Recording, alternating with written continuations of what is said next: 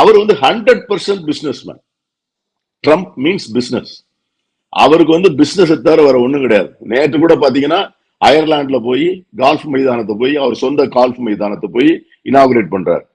பாகிஸ்தானோடு அவருக்கு மிக நெருக்கமான உறவு. ஏன்னா அவருக்கு பிசினஸ் இன்ட்ரெஸ்ட் தான் முக்கியம்.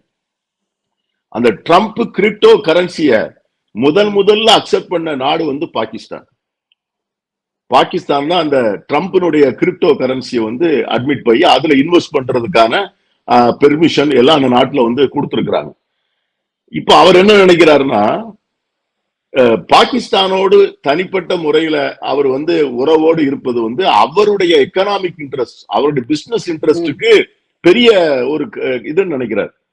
அதை பாகிஸ்தானை வந்து நல்லா பயன்படுத்திக்கலாம், we can make use of Pakistan சொல்லிட்டு அந்த அடிப்படையில தான் இன்னைக்கு அவர் வந்து இந்தியாவை வந்து அணுகுகிறார்.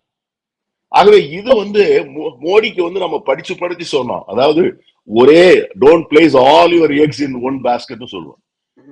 அமெரிக்க உறவுக்காக வேண்டி, ட்ரம்பினுடைய நட்புக்காக வேண்டி நாம் இதுகாரும் உலகத்துல உருவாக்கி வைத்திருந்த அத்தனை நட்புறவுகளையும் அவர் வந்து சேதப்படுத்திட்டார். நமக்கு வந்து ஒரு நீண்ட நெடிய பாரம்பரியம் உண்டு. நாம் அணிசேரா நாடுகளின் தலைவராக இருந்தோம்.